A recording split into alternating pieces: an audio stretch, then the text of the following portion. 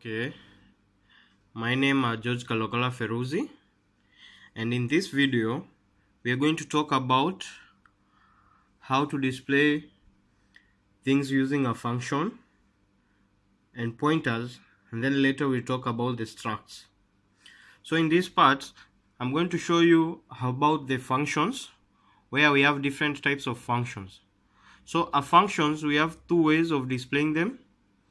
It's either by starting with the function before the main part, and then make it do whatever you want it to do, and then come here below and call it the main function. The main function starts with the main, and the user defined functions as you may see them.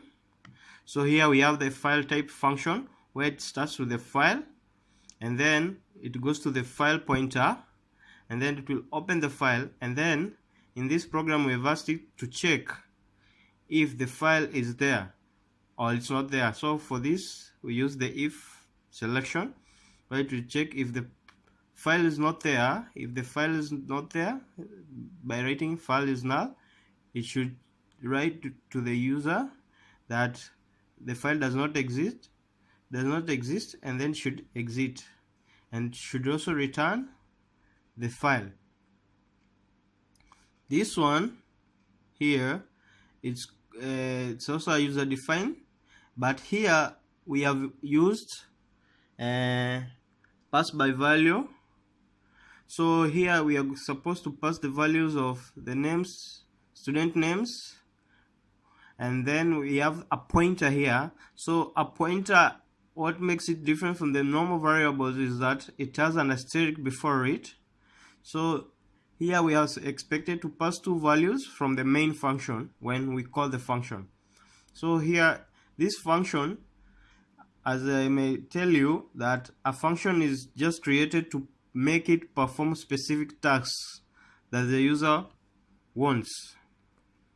So in this function, as we have seen in the file function, you see here it expects like the user to input the student's name and also to input the student marks, and they'll be stored in the specific memories.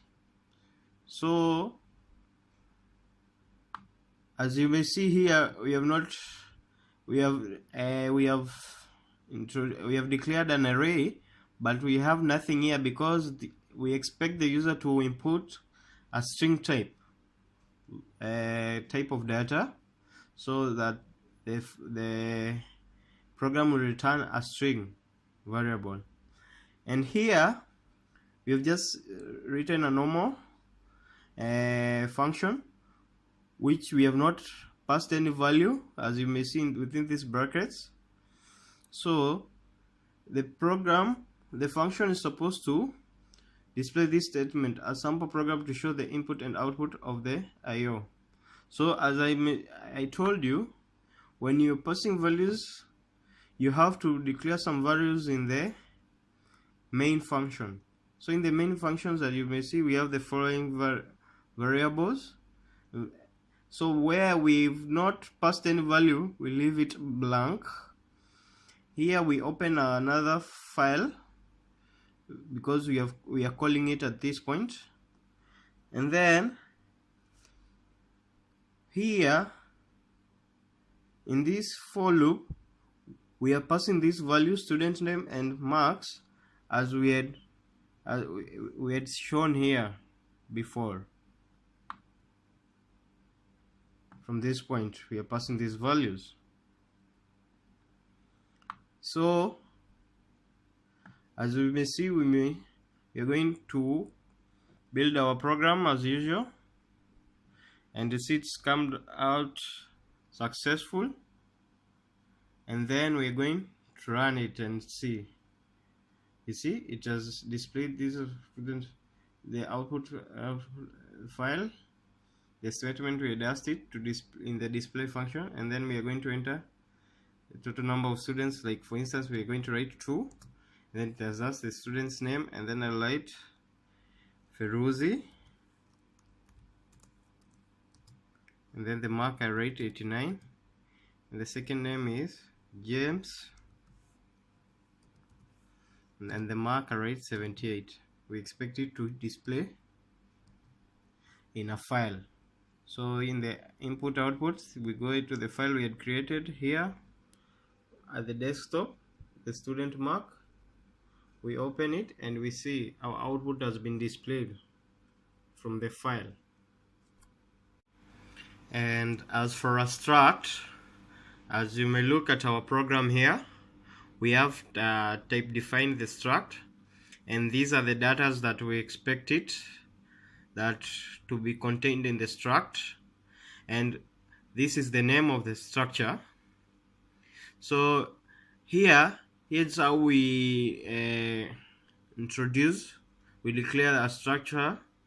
Like here we call the name, and then this other name where it will be the ID within the main function. And if we want to display anything, as here we have used the function, as I told you, and we are passing the variables we are passing the variables.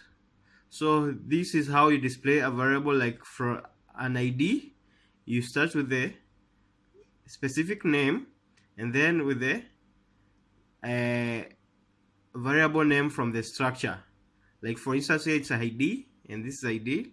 Lab number, we have lab number, PC number, and PC number. So if we build this program, we expect anything that's in the program that is asking the user here, after we call it in the main function, it should be displayed.